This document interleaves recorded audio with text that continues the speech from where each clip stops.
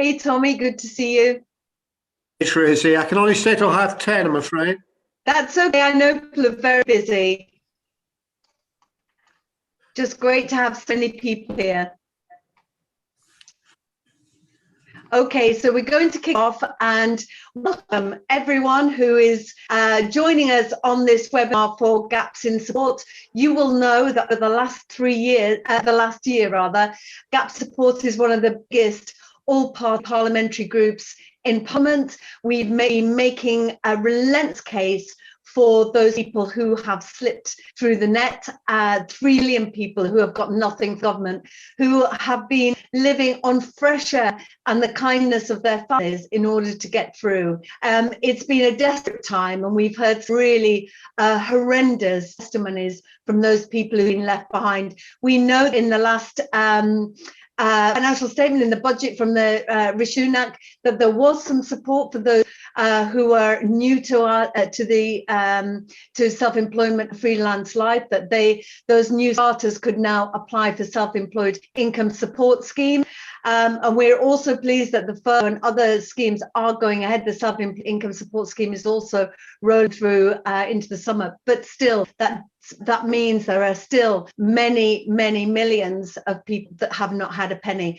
Hyper-exposed are those in the creative industries, and having spent 3 decades as an actor and a writer, married to a TV director who's also freelance, I absolutely understand the impact that this has had on the creative industries, and we potentially lose a huge amount of talent from people who just can't keep going. And today we are really privileged to have those 2 people who understand that sector more than anyone, and have really are here to give us a testimony about what the work that they've been doing has uncovered. So we'll be hearing from Raising Films, an organisation which exists to support, promote and campaign for parents and carers in the UK screen sector.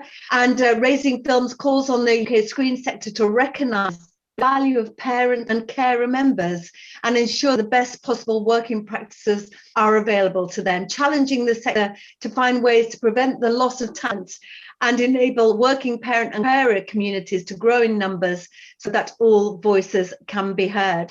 Before we move on to Hope and Lena, just to give a few apologies.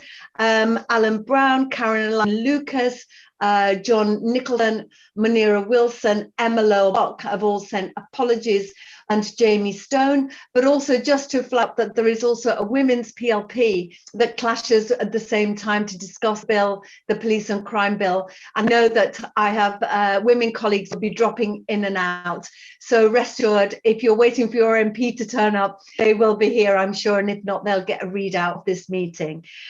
So during the pandemic, Raising Films undertook a scoping study back from Brink, supported by the BFI, using funds from the National Lottery, which addresses the impacts of COVID-19 reported by parents and carers working in the UK screen sector.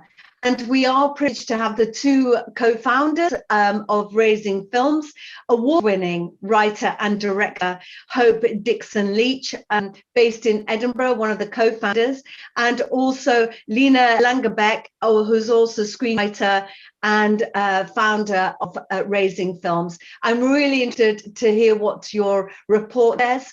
It will add definitely to our campaigning work here in Parliament, because only by the work that you do we know what the sector are saying. So if you want to have 10-15 minutes together to discuss your work, and we will take questions from MPs and others. So thank you, and over to you, Hope and Lena. Thank you, Tracy, for that introduction, and thank you all for being here today. Lena and I are going to start off with a presentation, so I'm going to do share screen and bring up some slides. So you will, oh no, that one, here we go. Okay, here we go. So Raising Films is a community interest company. We were founded in 2015 when the effects of parenting and caring was not talked about on why women weren't equal numbers in the industry, and no one seems to be talking about this elephant in the room. So our mission, as Tracy said, is to support and campaign for parents and carers in the UK screen sector. So we do that in different ways. We do it, first of all, through our website, social media, and our community engagement. We publish stories of best practice, and we engage with challenges that are presented to our community. Secondly, we run training for individuals and organizations, helping them to return or to develop their careers within the industry, and educating organizations about what we do, why we do it, and how they can do it as well. And thirdly, we conduct research, which is what we're here to talk to you about today. So the first survey we did in 2016, this was the first ever survey into the effect of caring responsibilities on a career in the sector. And we found that 79% of respondents said they had a negative effect on their career, which is fairly staggering. Obviously, this was a self-selecting survey, so possibly the numbers would have been higher, but we also acknowledge that what we are unable to record in this or even discover are the people who've left the industry. So their voices are sort of silenced through this, but obviously crucially important. So amongst this population, 75% said that financial and kind assistance is crucial to their ability to be part of this industry, which is fairly devastating, and a good insight to the kind of people, to the people we'll be talking about today. 63% work freelance or are self-employed, which means even before the pandemic, financial uncertainty was part of their daily lives, part of their working lives. Women earn a lot less than men, and 68% of respondents said accessing flexible childcare is difficult and the cost is a significant issue. And obviously at this point, it was impossible to get childcare tax deductible. I know that the voucher scheme has changed since then, but it is still an issue for many people in the industry. The second piece of research we did was called Raising Our Game the next year. So we started it by doing, it's qualitative research, which means stories rather than numbers. And we had a symposium of participants from different sectors of the industry, exhibition, distribution, production, development, standards and schemes. And they came up with the themes that we were going to interrogate, and it was followed up by 6 months of interviews by the researcher, Dr. Tamsin Dent. The crucial takeaway from this was there is a critical lack of HR support and knowledge of employment legislation across the industry. This hasn't changed. We know that people don't employ people correctly. We know that people, once they're employed, aren't treated correctly. And we know that people actually don't understand their rights and responsibilities according to the Equality Act of 2010. The problem is the industry's hiring practice is casualized and discriminatory. We have an industry where people don't report maternity discrimination, they don't report harassment and abuse, and they can't negotiate for their own jobs. This is where we are. So the third piece of research we did was we need to talk about caring. By this point, the conversation about parents was growing wider. We felt that that was a conversation that was up and running. And what people weren't talking about were carers. And obviously people can become carers at any point in their lives. It's more likely to happen than becoming a parent. It can be for a short amount of time. It can be a long time, permanent thing. It can be, you can be a sandwich carer, so you can be a parent and a carer. And interestingly, when we did this survey, we found that a lot of people didn't know that they were carers. So they were not accessing any resources available to them as carers, and they weren't able to identify themselves, to step up and advocate for themselves in the work environment. The things that we took away from this was that their needs were more complex. Their primary needs were flexibility, support, and visibility, which obviously will feed into what we are here to really talk about. So I'm going to hand over to Lena. She's going to talk about our most recent piece of research, as Tracy mentioned, the scoping study called Back from the Brink. Over to you, Lena. Thank you, Hope. So Back from the Brink is a scoping study to lead up to a bigger study that we're about to start, which was performed by conducting long interviews with members of our most recent training cohort. There are 11 participants drawn from around the country. As a scoping study, the quantitative data is perhaps less important than the qualitative, but the percentages do feel appropriate to those from other larger surveys. And they certainly align with the anecdotal evidence that we've seen. It was announced last week, the scope Back from the Brink, and written about in industry publications Screen Daily, Broadcast, and Women and Hollywood. And the statistics from our study are terrible. Hope you bring them up here. So over half of parent carers, screen sector workers experience a negative direct impact on household finances. Most parent carer production workers experience a negative direct impact on their working arrangements, and most experienced a negative direct impact on their caring arrangements, and every participant experienced a negative direct impact on their mental health. And mental health is obviously something we haven't even begun to discuss fully in all of this. There were 5 themes, different themes that emerged from the interview. A rolling crisis.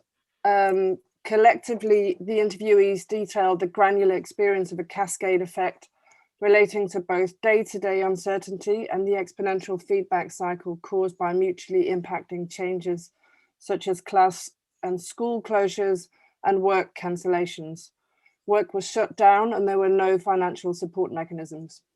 New work had to be found or work secured, but the children were now at home with schools closed and no childcare available. And this meant not only could they not find more work, but they now had the labor of childcare and education, which meant finding different work was not only unlikely, but also devastating for their mental health. When we spoke to the interviewees in November, they reflected that they were far better than they were during the first lockdown, but the idea of a second lockdown was the nightmare scenario. And they said they had no resources to approach it, and we haven't spoken to them again since this second lockdown. The second theme to emerge was that of a stolen year. While attention has rightly been drawn to a lost generation of emerging talent and workers who've missed out on a year of opportunities that are usually open to school leavers and university graduates, interns, placements, first filmmakers and entry-level jobs, it's clear that both emerging and professionally established parents and carers may find it more difficult to get new commissions and or return to work due to homeschooling and caring. And in particular, this has a gendered impact, exacerbating the barriers women face across the sector. We know that the concerted efforts of the last 5 to 10 years to improve the diversity in the industry are at risk of being undermined entirely.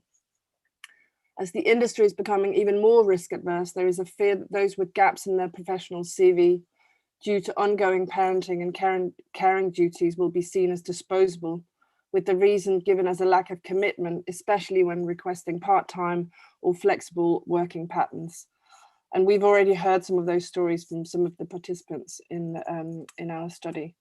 From an intersectional perspective, older freelancers, especially women and disabled people, are likely to bear the brunt of this exclusion disproportionately. Third theme that emerged was that of an isolation legacy. The output of the UK screen sector has benefited audiences during the pandemic, but isolation burnout may add to COVID's economic and practical impact on new production, with a disproportionate effect on parents and carers in creative roles.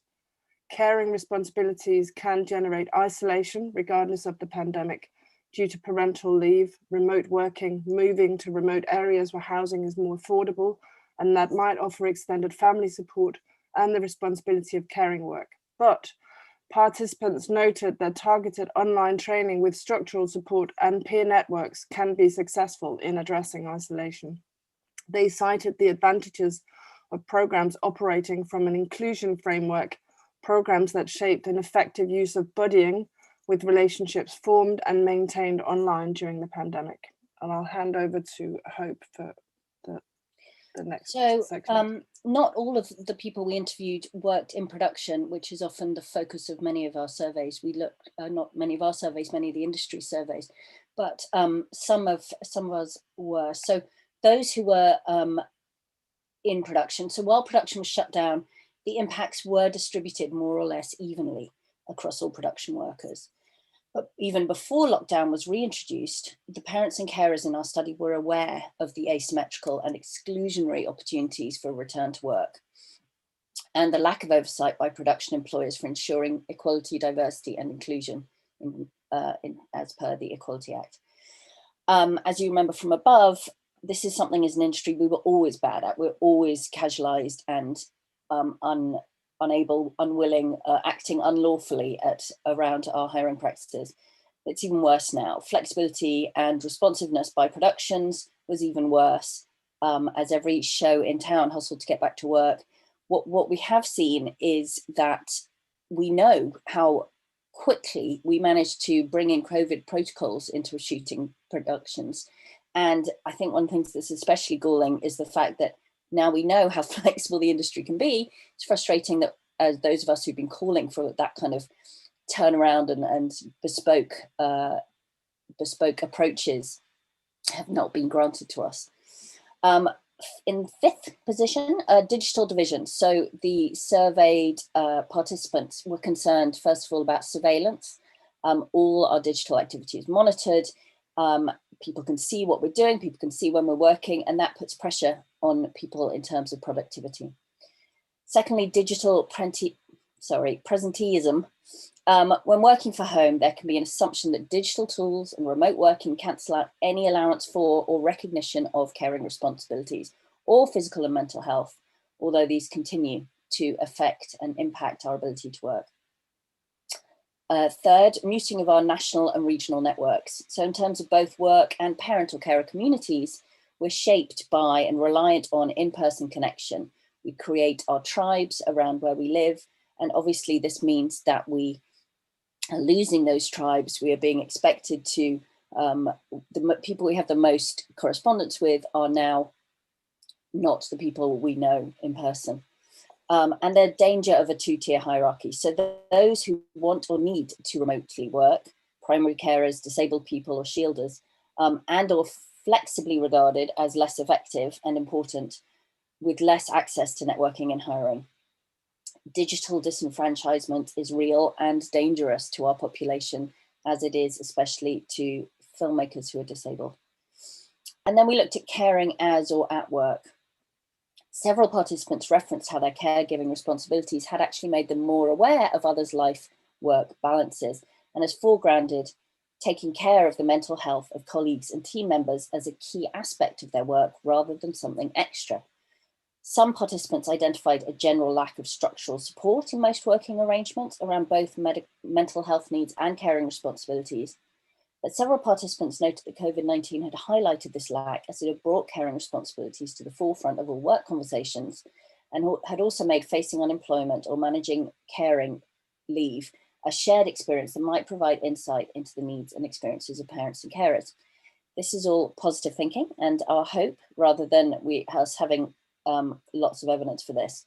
So there are out of this some positive ideas for how it might help build back a better future industry. So we just want to finish by saying we have, as Raising Films, have always been solution oriented and making recommendations and highlighting best practice, which is also why we're so grateful to have your ears today. So we know that our work has been heard and considered, and it becomes part of the body of evidence that will help shape not only the support in this post-pandemic period or pandemic period, but also help shape the way the working world can be built back better. And as one of our interviewees said, as a parent and carer, I hope that some of that culture will stay with us rather than having to conform to business as usual. If we can keep pushing to work in ways which are conducive to our lives and timetables, that would be great. Thank you very much. Thank you so much. That was so interesting. Oh, love the graphics. Absolutely fabulous. I think definitely that needs to be a poster in my office. So do share that with me. Thank you. I think what was really distressing actually from that presentation was 100% of the people who took part and gave testimony said that their mental health had been impacted. I think, unfortunately, that is across the board for those who have missed out on support, because you are going, looking at every lockdown as another erosion of your economic security.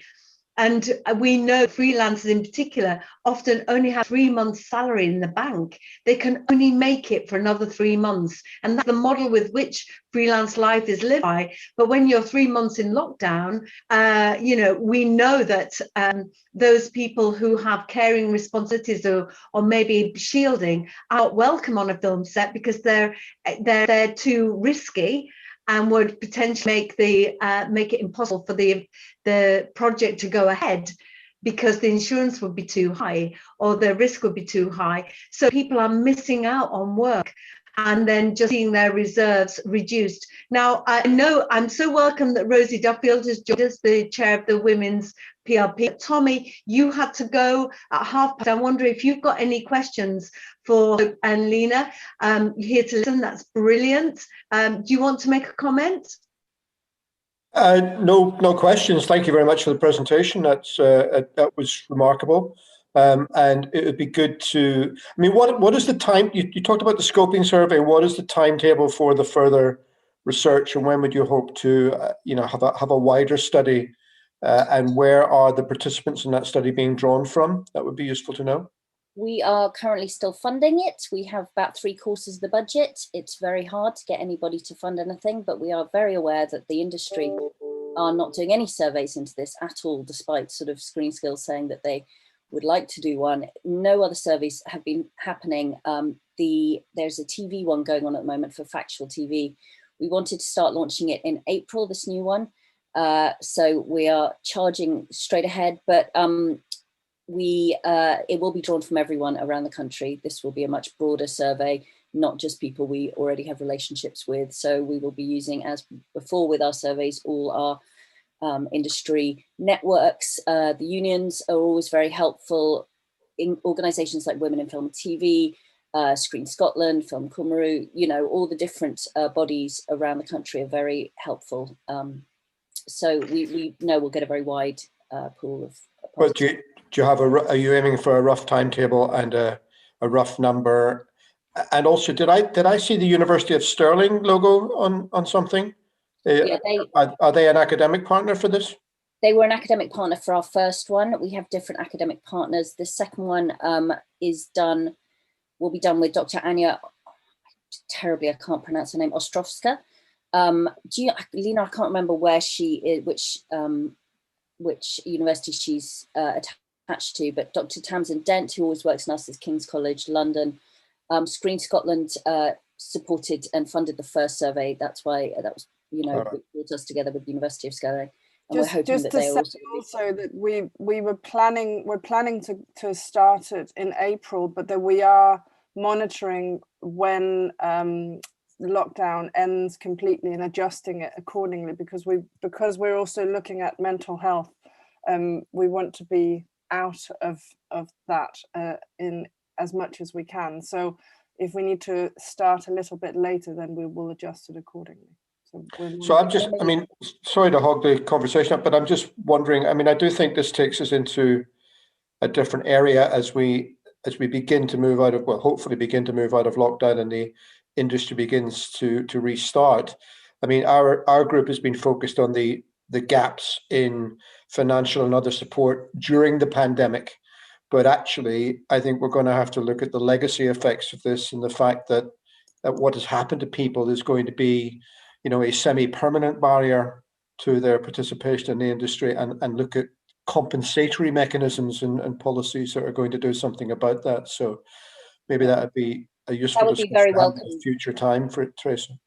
Yeah, we'd be really thrilled to talk to you about that, because one of the things we are very aware of is this cascade effect of when people, the people who are losing their jobs, people who are losing the industry, the people who are going to have to learn more skills because they've been out of the industry for a year and a half because of caring responsibility. So there is going to be, as you say, a legacy, and there will be things that we can do. So we'd love to keep talking to you about when we have that data. Thank you so much for that, Tommy. And certainly what you've been discussing really does underscore the varied and complex nature of self-employment and freelance life in the creative industries, but also more widely. And I really don't think government genuinely understand the variables and the pressure of being freelance. And certainly every time it's raised with Rishi Sunak, about, we were discussing the 50,000 cap, for example, and his response was, well, then you're earning 200,000, you're declaring 50. We know, don't we, that people stagger from job to job, and if you were earning 50,000, you're definitely on a good run that year. And very few earn over that amount of money. They're doing incredibly well, maybe cinematographers and others, but there's definitely a sliding scale of income, and the savings are your tax money, and then you're living in tax money, and then when you get a job, you're saving again for your tax. And so you're always robbing Peter to pay Paul. Hope you're going to say, then I'll bring in Rosie. Sorry, I was just going to say, we also know that people earn a lot more to pay for childcare, basically. So there is a kind of net income, which brings you down, you know, below 50. I know a director, for example, who does 5 commercials a year simply to pay for her nanny, because that's the only way she can do it. And so that's 40 grand or whatever it is. And that's not even going to touch her pocket. That's going to go straight out. So she will be earning more than 50, but because of the cost of childcare. So it's, you know, especially parents and carers. So because we were, for those who would have been above the 50 grand cap, and then also have the, you know, effects of parenting and caring, that, you know, this cascade thing is real. Yeah, and surely we need to talk about real income rather than the. Sorry, Lena, but the case must be made for cheap childcare. Yeah. Because you know, how do people really flourish in their chosen profession if they're having to make those decisions that I can't afford to progress because that will mean more time away from home and I can't afford the childcare.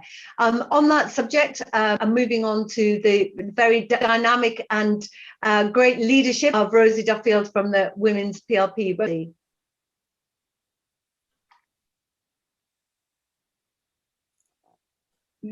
Sorry. Yeah, we can hear you now. Great. Okay. Sorry, I'm rushing around this morning. I'm supposed to be chairing a women's PLP meeting as we speak, so apologies for having to sort of rush off in a minute. But I have a lot of particularly women in my constituency who are involved in the creative arts, and they are desperate, you know, and I hear from them all the time, you know, they're friends as well. I've lived there 20 years. I just want to ask a very basic question, really. What on earth can MPs do? You know, Tracy's fantastic and we keep raising it as much as we can in Parliament, but in terms of our constituents, would it help to share surveys? Would it help to do our own feedback to you? What are the practical things that you think we need to do?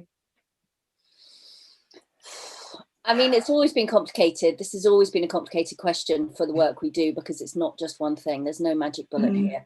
And this has become even more complex, you know, over the last year and going forward. I think what Tommy brought up around the legacy effect is going to be some really important work you can do for us. But as Tracy said, the childcare. I mean, it is... also other care, because I think we need to remember that as well, that childcare is simple in that we can talk about the cost of childcare, but people who have other caring responsibilities and are often being forgotten. And there is a cost to that as well. And there is less support for that. So people who have those caring responsibilities have even, you know, there are no childcare vouchers they can draw upon. So there's even less support in that respect, and they're not as visible. So it's both the cost of childcare, but also looking at the way we're working, which is, you know, what we were talking about in our presentation, and how we can begin to change that. If I can just, sorry, Rosie, I know I was just going to say the HR around the creative industries is disastrous. And I know that the Equality Act is under review at the moment. Is that correct? We're always reviewing it. Always reviewing These things seem to be taking years, but yeah.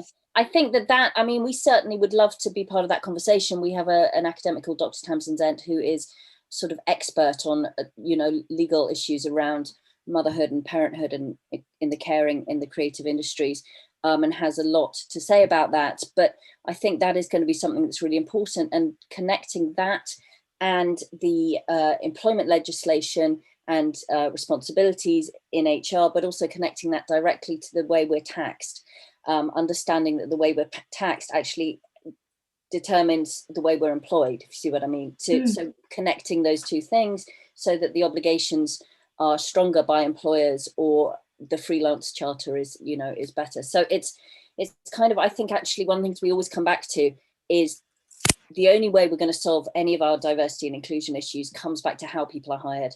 And so we really need to find oversight. I was talking to someone yesterday at BAFTA around some work that they're going to be announcing tomorrow. I'm probably a little not allowed to talk about it, but we were talking about essentially that that is the most important thing, is that we can have quotas, we can have numbers, but none of it will all change back if we don't change the way that people are employed. And one of the suggestions that the BFI has on their website is around people bringing in sort of hiring HR companies per production and things like that. Now that is something which nobody's going to do unless they have to.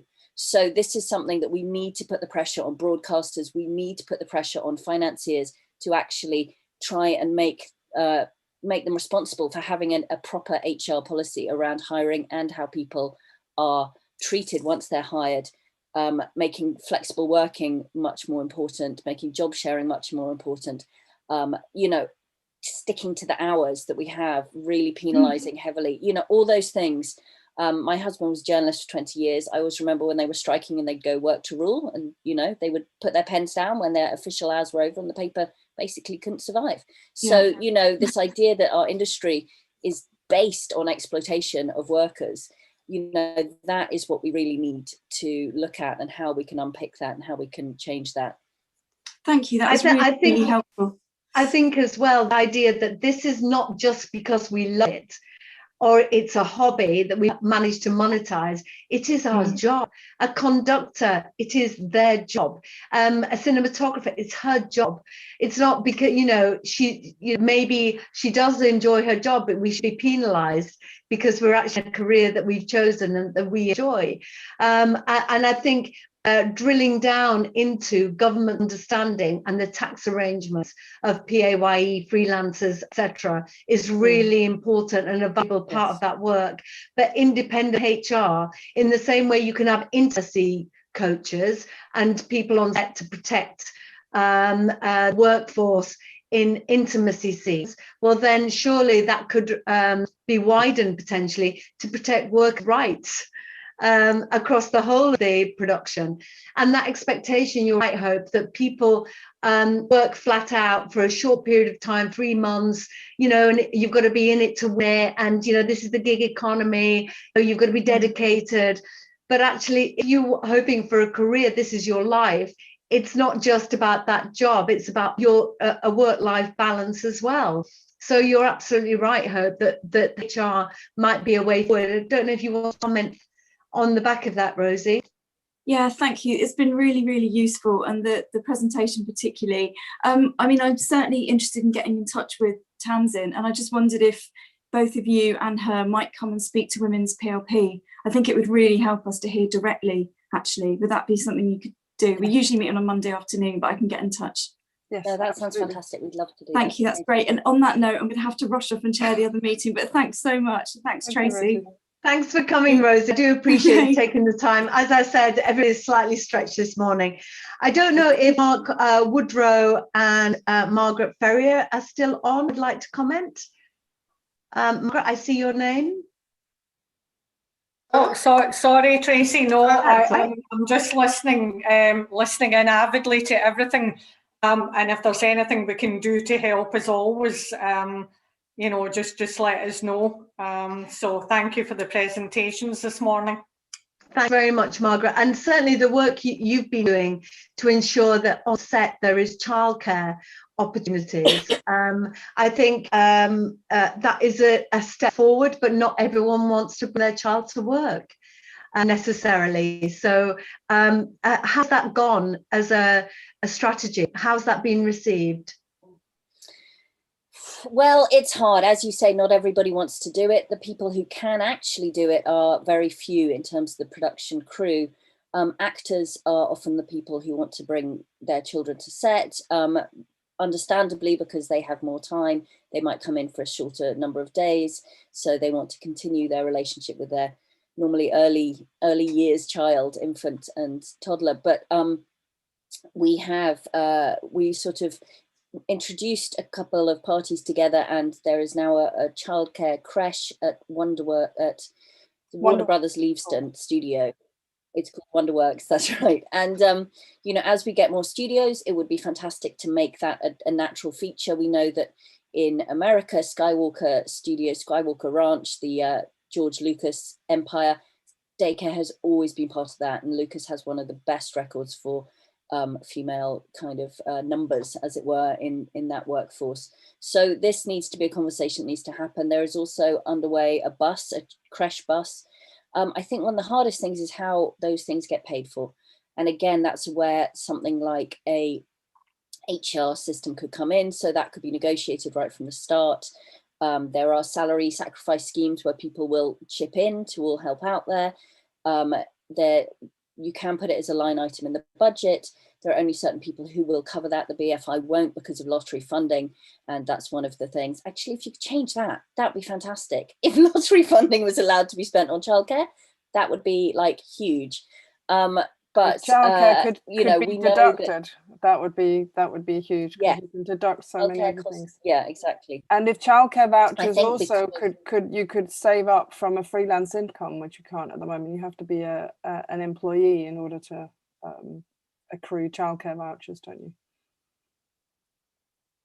I'm now my children are older. I'm afraid I've kind of slightly lost touch with the voucher scheme. But I mean, I think that's the other thing, is recognition that at every stage of parenthood there are different challenges, and you know, understanding that once your children are at school, that doesn't help. Once your children are, you know, in high school, that doesn't help. You know, it's sort of, there are still obligations and requirements. You still want to commit to that. You're, you know, and I think understanding that, you know, I mean, I would also like to say everyone needs to get paid. That's a massive thing that would change our industry immediately in terms of diversity, not just around parents, but around people of differing socioeconomic backgrounds. If there were no unpaid internships, no unpaid, you know, that would change everything.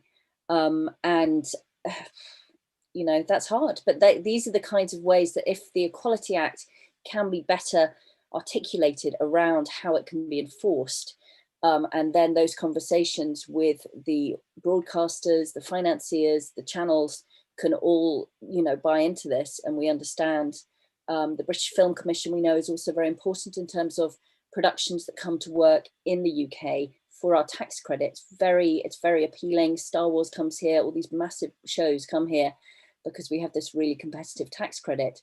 The British Film Commission are there to help them with this, and they are very engaged recently because of, you know, people who film here want to fulfill the diversity criteria set out by the BFI and BAFTA to make their films eligible for those awards. And the more help that we can provide in terms of understanding that these laws need to be enforced if you shoot here, as well as getting the benefit of the tax credit. So there's something about tying those two things together that might actually be effective, I think. That's really helpful as sort of next steps, Hope. Certainly, for those on the who don't know, I'm standing as the Labour candidate for the West Yorkshire Mayor, and one of my manifesto pledges is a film studio of the North. And then to think about when you're planning to have creche facilities already pre-thought of in order to bring in more female or diverse talent, or people with caring responsibilities into your workplace would seem to make a lot of sense. But also we can pick up with the minister, and I'm going to bring in Flo in a moment to talk about any conversations that have been had with lottery around funding when you get lottery funding for your film, where some of that money, when it's spent on catering, can also be spent on childcare potentially, and also the childcare vouchers for freelancers and the self-employed. Flo, I don't know if you've any questions that we can go forward with as an APPG. Obviously, you are hyper exposed to the gaps in support, and we want to make sure that you're still flourishing after this awful pandemic and that you're still on your feet. And we'll do what we can to raise these issues with the ministers. Flo? Yeah, hi. Thank you so much to both Hope and Lena for your pertinent and powerful presentations. It feels very apt to be having these discussions in a week where we are discussing, you know, the terrible inequalities faced by women in particular.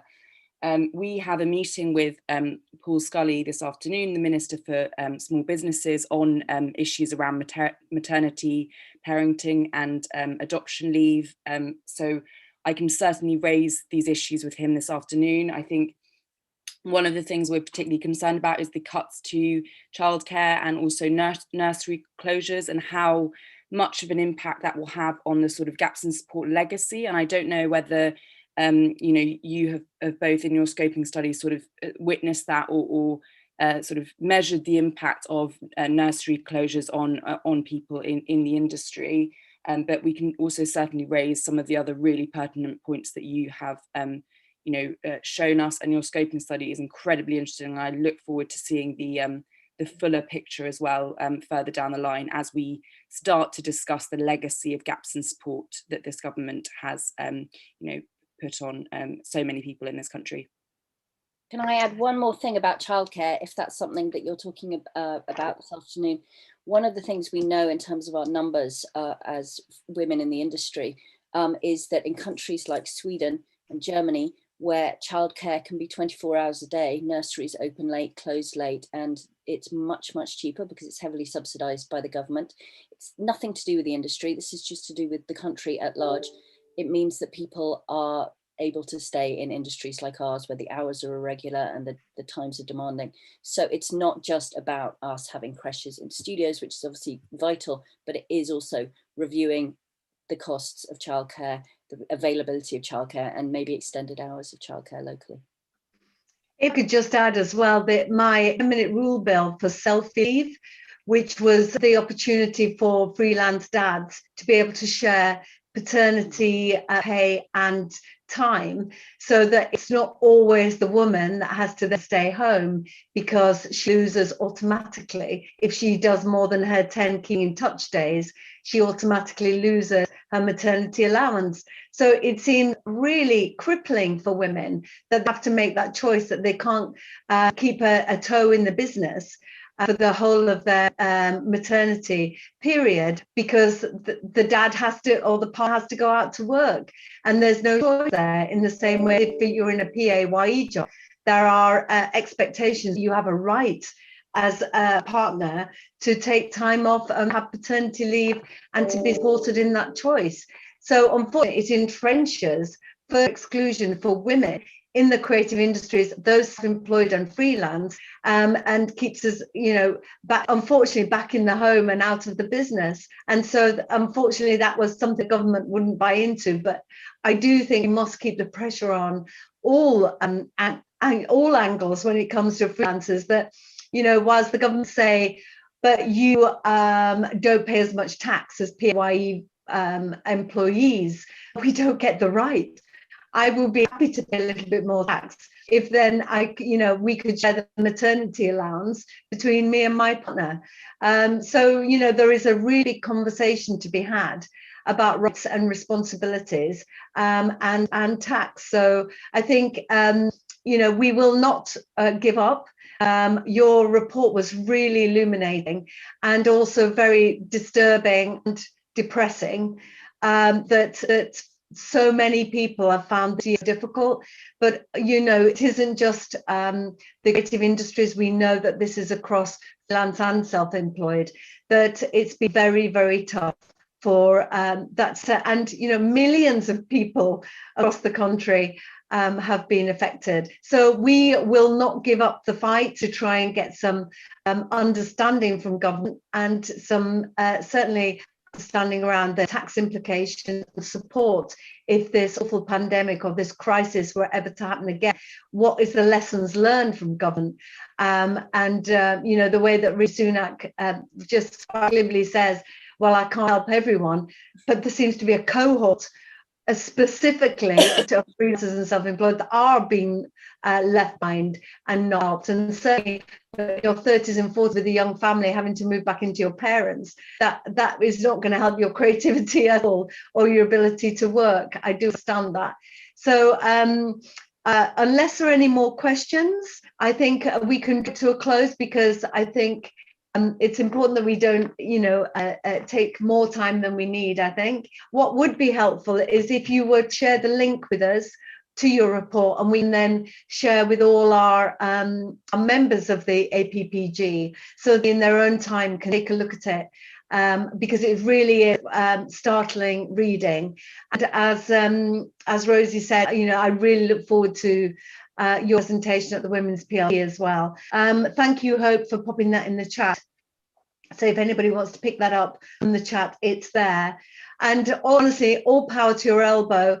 Raising Films was one of the first ever meetings I went to, a new MP 5 years ago, and very proudly wearing the T-shirt Raising the Future as somebody that came from the creative industries and into politics. And certainly you will be a priority, and all freelance and self-employed going forward, whatever happens to me in my political life, because certainly we need that voice in this building, because so many people don't understand it at all, and think we just get away with not paying our taxes and living the life of Riley. If only they knew. So thank you very much, Hope and Lena. Thank you to Flo for organising this really interesting presentation. And I know that there will be lots more conversations, and hopefully Flo can also feedback the conversation she's going to be having with the Minister. And I think Alison Thewlis, as one of the other co-chairs of the APPG, is taking meeting. But we're in your corner. We'll do what we can, and we know, don't we, that the streams have shown us we need this content. We need a vibrant creative industry. Our soft power demands it. Our economy demands it. Post-Brexit demands it, that we are punching above our weight. But we can't do that without the brilliant talent of the people that make it happen. So thank you so much. I don't know if you've any further final comment just before we wind up.